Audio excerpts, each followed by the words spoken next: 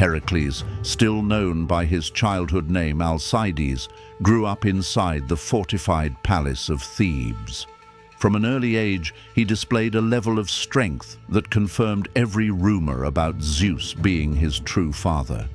While his twin brother Iphicles wrestled like any other boy, Heracles slammed practice dummies into the dust, bent bronze swords at the hilt, and vaulted stone walls meant to repel seasoned soldiers.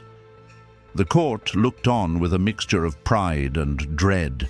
Each great feat of brawn reminded King Amphitryon that Hera, jealous guardian of marriage, might strike again at any moment. Amphitryon tried to direct raw power into civilized channels. He hired Linus of Argos, famed lyre master and supposed son of the muse Calliope, to teach the boy music and meter. Linus placed a finely carved instrument in Heracles' hands, guided him through the Ionian scale, and corrected a fingering mistake with a gentle tap on the shoulder. The reprimand stung an already impatient student.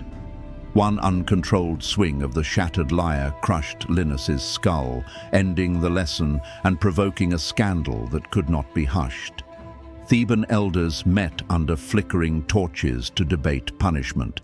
Respect for Zeus's offspring tempered anger over blood guilt, and exile to the rocky slopes of Mount Cithaeron emerged as a compromise.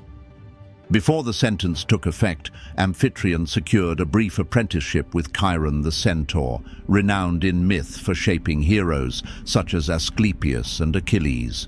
In a shaded Arcadian glade, Chiron demonstrated how to grind willow bark for pain relief, set broken bones with ash splints, and brew dittany for battlefield wounds. Heracles, eager but unrefined, cracked mortars with excessive force, yet listened closely when Chiron spoke the maxim that would follow him for life. Strength without restraint breeds ruin. The lesson ended too soon because exile was non-negotiable, but those words carved themselves into the young demigod's memory. Life on Cithaeron demanded discipline no tutor could impose. Heracles rose before dawn, counted royal cattle against pre-dawn mist, patched dry stone fences, and sprinted narrow ridgelines until cold air seared his lungs. Solitude filled hours once reserved for palace pageantry. He carved ash shafts into arrows and etched Chiron's aphorisms along their length, so every draw of the bow rehearsed, measured breathing. At night, he traced constellations on lambskin star charts, reminding himself that Olympus watched every mortal trial. The mountain's shepherds whispered of a massive lion that prowled ravines and tore men from campfires. Trade routes faltered, gnawed bones littered creek beds. When villagers finally begged for help, Heracles followed claw gouges on cedar trunks, tracked the copper smell of fresh blood, and located a low limestone cave above a black gorge. Unable to swing a spear in the cramped passage, he crawled inside in darkness, locked his arms around the beast's neck, and squeezed until ribs cracked. At sunrise, he dragged the corpse into open light and skinned the carcass with its own claws, the only tools sharp enough to pierce the hide. Draping the invulnerable pelt over his shoulders, he descended the mountain, a living symbol of protective wrath, and farmers spread tales of the lion slayer across Boeotia. Word reached Amphitryon, who rode up the same slopes, unsure whether to praise or fear what his son had become. In a windswept meadow, the king presented a heavy olive-wood club cut from a sacred Delphi grove. The gift signified power bound by nature, harder than pine, yet still vulnerable to splitting if misused. Heracles accepted the weapon and repeated Chiron's maxim, promising to balance force with judgment. Centaur teachings and solitary hardship had achieved what court etiquette could not. Returning to Thebes during the Hera festival, the youth entered the city gates beneath garlands and horns. Citizens who had once questioned his exile now cheered a guardian cloaked in a lion's skull. Amphitryon, standing before an assembly of elders, rescinded banishment and declared that exile had forged humility from arrogance. Priests, noting sudden thunderheads over Mount Cithaeron, quietly wondered whether Hera's silence signaled acceptance or gathering vengeance. Reputation spread beyond Boeotia. King Thespius invited Heracles to hunt in neighboring valleys, hoping to tether local prestige to divine blood. Later legends claim 50 daughters of Thespius shared the hero's bed and bore him 50 sons, a convenient origin story for regional nobility. Scholars continue to debate whether these unions record fact, political propaganda, or bardic embellishment, yet the episode underscores the immediate political value of associating with Zeus's famous child. Training did not cease even as fame grew. Autolycus, wily grandson of Hermes, offered lessons in pancration, stealth, and mountain navigation.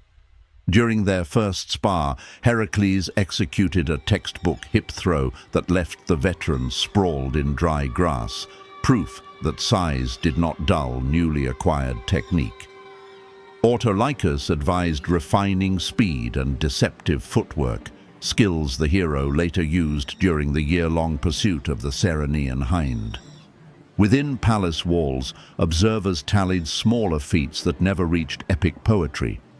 Heracles diverted a flash flood by stacking limestone blocks into an impromptu levee and carried a collapsed roof beam alone so carpenters could reset it. Each action solved an immediate problem, but also deepened Hera's resentment. The goddess of marriage regarded crowd cheers as salt in an ancient wound of divine betrayal. As summer's end approached, Thebes prepared another civic festival, unaware that Hera had instructed Iris to gather storm clouds above central Greece. Lightning danced silently beyond distant peaks, while revelers practiced choruses lauding Heracles' recent deeds. On the evening before celebrations, the hero stood atop the western bastion, lion cloak rustling in hot wind. He watched clouds pulse purple and silver, uncertain whether he sensed paternal approval from Zeus or the sharpening edge of Hera's anger. Historians reading Hesiod, Pseudo-Apollodorus, and Pausanias concur that the events on Mount Cithaeron marked the true beginning of Heracles' public life. The lion pelt and olive club became visual shorthand for a protector who combined brute force with emerging discipline, yet success carried an inevitable cost.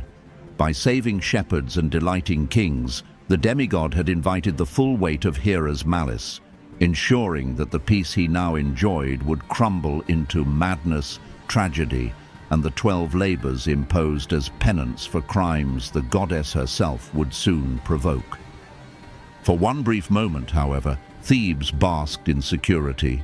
Torches flickered along marble colonnades, musicians tuned 7-stringed lyres, and Queen Alcmene murmured prayers to any power willing to shield her son from divine politics.